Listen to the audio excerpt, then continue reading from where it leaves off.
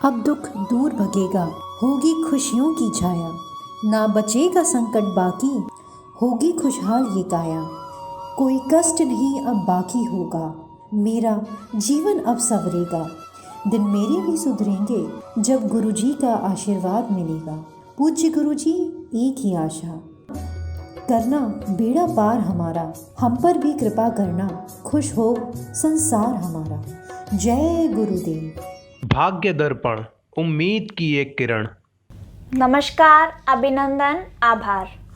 मैं हूं प्रियंका सिंह और आप सभी का स्वागत करती हूं आपके अपने बेहद खास कार्यक्रम भाग्य दर्पण में। आज हमारे साथ मौजूद हैं बहुत ही खास शख्सियत जो विश्व के जाने माने एस्ट्रोलॉजर, न्यूमरोलॉजिस्ट, लाल किताब एंड वास्तु कंसल्टेंट भी हैं। जी हाँ, मैं बात कर रही हूँ गुरुदेव डॉक्टर अंकित त्यागी जी की। आइए सबसे पहले हम गुरुदेव का स्वागत करते हैं। जय श्री राम गुरुजी, स्वागत है आपका हमारे इस बेहद खास कार्यक्रम भाग्य दर्पण में। जय श्री राम। प्रभु श्री राम सबको खुश रखें। गुरुजी, हम सब ने गुरु चांडाल दोष के बारे में सुना है। जब व्यक्ति को पता चलता है कि उसकी कुंडली में गुरु चांडाल दोष है तो व्यक्ति घबरा जाता है। आखिर क्या होता है गुरु चांडाल दोष और इससे निजात पाने के लिए क्या क्या हमें उपाय करने चाहिए, और आखिर किसी व्यक्ति की कुंडली में अगर ये दोष पाया जाता है तो उसका क्या प्रभाव पड़ता है उसके जीवन पे? कृपया हमारे दर्शकों को बताइए इस विषय में। ज्योतिष में कई तरह के शुभ और अशुभ योगों का जिक्र मिलता है। ज्योतिष शास्त्र यह भविष्य पुराण के अंतर्गत बहुत सारे ऐसे अनेकों योग हैं जो शुभ होते हैं और जो अशुभ भी होते हैं। इनमें से सबसे अधिक जो चर्चा होती है वो होती है गुरु चांडाल योग की। जैसा कि नाम से ही प्रतीत होता है कि इस योग के कुंडली में होने से व्यक्ति के जीवन में कई तरह की अनिष्टकारी, कई तरह की अशुभ घटनाएं होती रहती हैं। जिस व्यक्ति की कुंडली में गुरु चांडाल योग बनता है या होता है उसका जीवन कभी स्थिर नहीं रहता। गुरु ज्ञान और बुद्धि के दाता हैं और वही राहु एक छाया ग्रह हैं। और जब कुंडली के जिस भाव में यह ग्रह बैठ जाते हैं उसका बुरा फल उस व्यक्ति को अवश्य मिलता है। जन्म कुंडली में जब गुरु के साथ राहु एक ही स्थान में बैठ जाए तो इस युति को गुरु चांडाल योग कहते हैं। जब दोनों ग्रह कुंडली के अलग अलग भाव में बैठकर एक दूसरे को पूर्ण दृष्टि से देख रहे हों तब भी गुरु चांडाल योग बनता है। शास्त्र क्या कहते हैं गुरु चांडाल योग के विषय में? ज्योतिष शास्त्र क्या कहता है, भविष्य पुराण क्या कहता है, भृगु संहिता के अंदर भी इसका वर्णन मिलता है। शास्त्रों ने क्रूर और कर्म या नीच कर्म, अगर मैं कहूं, करने वाले को चांडाल शब्द से संबोधित किया गया है शास्त्रों के अंदर। राहु गुरु की इस युति को चांडाल योग इसीलिए कहा जाता है क्योंकि जब ज्ञान का लोप हो जाता है, जब ज्ञान खत्म हो जाता है तो इंसान क्रूर कर्म करता है, इंसान गलत कर्म करता है, गलत राह पर निकल पड़ता है, गलत कार्यों में संलग्न हो जाता है और अपने जीवन को बर्बादी की तरफ ले जाना शुरू कर देता है। गुरु राहु के प्रभाव में हो तो कर्म तो क्रूर हो ही जाते हैं, क्योंकि ज्ञान होने के बाद भी जब इंसान पाप करे तो वो इंसान चांडाल कहलाता है। और चांडाल को राक्षस से भी नीचे की श्रेणी का माना गया है। जो अज्ञान के कारण पाप या नीच कर्म करता है वो राक्षस होता है, लेकिन ज्ञान का लोप करके, ज्ञान को छिपा करके, ज्ञानियों को पीड़ा दे करके पाप कर्म करे उसे चांडाल कहा गया है शास्त्रों के अंदर। इसलिए इसे गुरु चांडाल योग का नाम दिया जाता है या दिया गया है शास्त्रों के अंदर। चांडाल योग के कारण व्यक्ति का जो जीवन है वो हमेशा ही अस्थिर रहता है, उसका चरित्र भ्रष्ट हो जाता है और ऐसा व्यक्ति अनैतिक या अवैध कार्यों में संलग्न हो जाता है। इस दोष के निर्माण में बृहस्पति को गुरु कहा गया है तथा राहु को चांडाल माना गया है, इसलिए इसे गुरु चांडाल योग एक संपूर्ण नाम दिया गया है। गुरु चांडाल योग जिस भी भाव में बनता है, यानी राहु और गुरु जिस भाव में साथ बैठे हों उस भाव का अनहित करते हैं कुंडली के अंदर, उस भाव से संबंधित बुरे फल देते हैं। अगर गुरु और राहु की एक दूसरे पर सीधी सातवीं दृष्टि पड़ रही है तब उन दोनों भाव से संबंधित अनिष्ट फल, उन दोनों भाव से संबंधित क्रूर फल या खराब फल उस इंसान को भोगने पड़ते हैं जिसकी कुंडली में यह युति बनती है। अगर मैं बात करूं जन्म कुंडली के पहले भाव यानी लगन की, लगन में गुरु और राहु एक साथ बैठकर अगर गुरु चांडाल योग बना रहे हों तो व्यक्ति का चरित्र बड़ा संदिग्ध हो जाता है। ऐसे व्यक्ति को आप देख करके कह सकते हैं कि व्यक्ति चरित्र का अच्छा नहीं हो सकता कभी।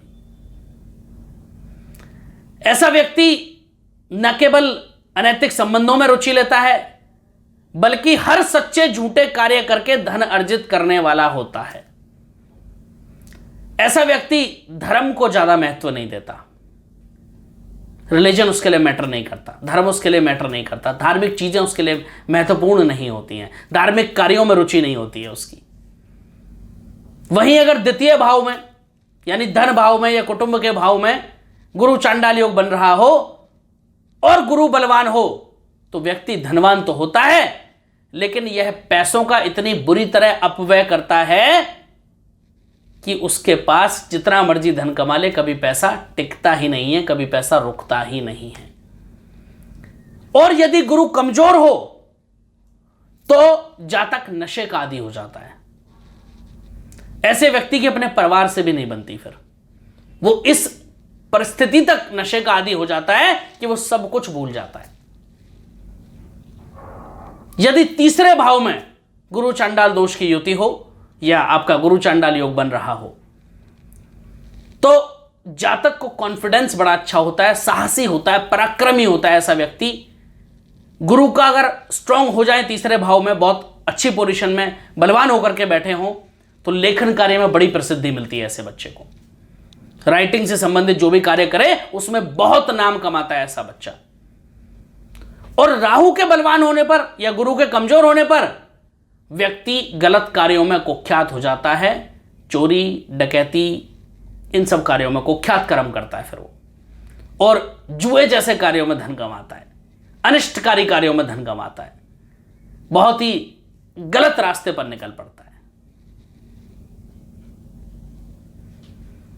यदि कुंडली के चौथे भाव में गुरु चांडाल योग बने तो व्यक्ति बुद्धिमान और समझदार बहुत होता है, लेकिन अगेन यदि गुरु कमजोर हो जाए तो पारिवारिक कार्यों में रुचि नहीं लेता, सुख शांति का अभाव हो जाता है, मानसिक रूप से विचलित हो जाता है। लेकिन यदि गुरु अच्छा हो तो ऐसा व्यक्ति बहुत समझदार होता है, बहुत बुद्धिमान होता है और हर जगह पर अपनी बुद्धि का अच्छा परिचय देता है। पंचम भाव में यदि गुरु चांडाल योग बन रहा हो और बृहस्पति नीच का हो तो संतान को कष्ट होता है। ऐसे व्यक्ति की संतान पथभ्रष्ट हो जाती हैं, अनैतिक कार्यों में संलग्न हो जाती हैं, उनकी शिक्षा में रुकावटें आती हैं। और यदि गुरु बलवान हो तो व्यक्ति अस्थिर विचारों वाला होता है, उसके विचारों में स्थिरता नहीं होती, वो अपनी बातों का कभी भी टिकने वाला नहीं होता अपनी बातों पर। ऐसा व्यक्ति अपनी बातों से भी मुकर जाता है। यदि नवम भाव में गुरु चांडाल योग बन रहा हो, कुंडली के 9वें भाव में भाग्य स्थान में, और गुरु कमजोर हो तो व्यक्ति नास्तिक हो जाता है, पूजा पाठ भगवान किसी को नहीं मानता। फिर वो उसको लगता है फिर मेरे से बड़ा कुछ नहीं है जीवन में, मेरे से ऊपर कुछ हो भी नहीं सकता है, ऐसा वो व्यक्ति सोचने लगता है। माता पिता से हमेशा उसका विवाद बना रहता है, सामाजिक जीवन में बहुत अपमानजनक परिस्थितियों का सामना करना पड़ता है ऐसे व्यक्ति को। बहुत ही विकट खराब परिस्थिति ऐसे व्यक्ति की कई बार हो जाती है। 10वां जो भाव होता है वो कर्म का भाव होता है। और यदि कर्म भाव में, कर्म के स्थान में गुरु चांडाल योग बन रहा हो तो व्यक्ति के अंदर कॉन्फिडेंस बड़ा लो हो जाता है, कॉन्फिडेंस बहुत कम हो जाता है, नैतिक साहस बहुत कम हो जाता है, जिससे उसे जीवन में आगे बढ़ने में हमेशा बाधाएं आती हैं, पद प्रतिष्ठा पाने में बाधाएं आती हैं, बिजनेस और जॉब में बार बार बदलाव होता रहता है। और गुरु बलवान होने पर परेशानियों से कुछ हद तक राहत मिल जाती है। अगर गुरु बलवान है तो परेशानियां थोड़ी सी कम आती हैं, इजीली मैनेज कर लेता है वो इंसान। एकादश भाव, 11वां भाव कुंडली का, और वहां अगर गुरु चांडाल योग बने और राहु बलवान हो तो व्यक्ति गलत तरीके से धन अर्जित करता है। धन पाने के लिए ऐसा व्यक्ति कुछ भी करने को तैयार रहता है। ऐसे व्यक्ति के मित्रों की जो संगत है वो अच्छी नहीं होती और खुद भी गलत कार्य करने वाला होता है। इसलिए ऐसे व्यक्तियों से सावधान रहना चाहिए। द्वादश भाव यानी 12वें भाव में यदि गुरु चांडाल योग बने तो व्यक्ति धोखेबाज होता है। अगर किसी की कुंडली में 12वें भाग में गुरु और राहु बैठे हैं तो ऐसे व्यक्ति पर भूल कर भी भरोसा नहीं करना चाहिए, ऐसे व्यक्ति पर भूल कर भी ट्रस्ट नहीं करना चाहिए, क्योंकि वह व्यक्ति धोखेबाज ही होगा। उसकी फितरत ही धोखेबाजी होती है।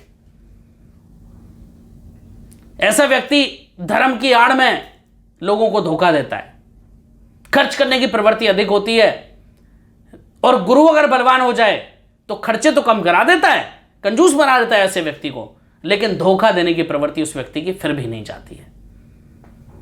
क्या करें अगर आपकी कुंडली में भी गुरु चांडाल योग बन रहा हो? क्या उपाय हम कर सकते हैं गुरु चांडाल योग के दुष्प्रभाव को कम करने के लिए? गुरु चांडाल योग में राहु की वजह से, राहु के कारण गुरु अपना शुभ प्रभाव नहीं दिखा पाते हैं।